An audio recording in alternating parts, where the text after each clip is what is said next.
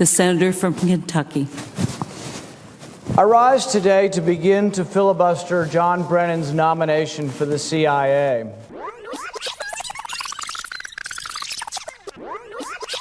Without demanding more answers from the president, the problem is we're never getting any more answers.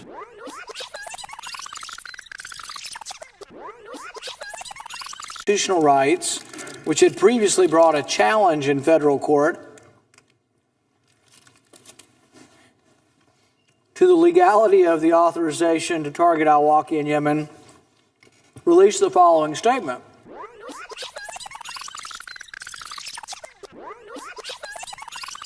I'd like to thank the senator from Utah for his expert constitutional analysis, and I rely on his advice and analysis of legislation, and want to thank him very much for being part of this debate. I want to thank the minority leader for his remarks and for his insightful questions. The question about whether or not the president has actually gotten involved with what would the rules be has actually been somewhat broached. He was asked at Google about whether this could occur, and he said, well, the rules would have to be different outside than inside.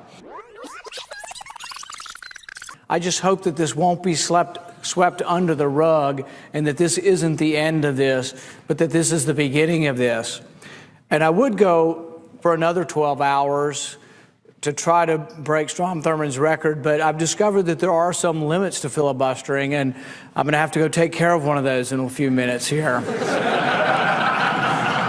But I do appreciate the Senate's forbearance in this, and I hope that if there are some on the other side of the aisle who have been listening and feel that they may agree on some of these issues, that if they will use their ability to impact the president's decision, and one will say that the Senate should be trying to restrain the executive branch, Republican or Democrat, and two, will use your influence to try to tell the president to do what I think really is in his heart, and that is to say, absolutely, we're not going to be killing Americans not in a combat situation, that we will obey the Constitution, that the Fifth Amendment does apply to all Americans, and there aren't exceptions.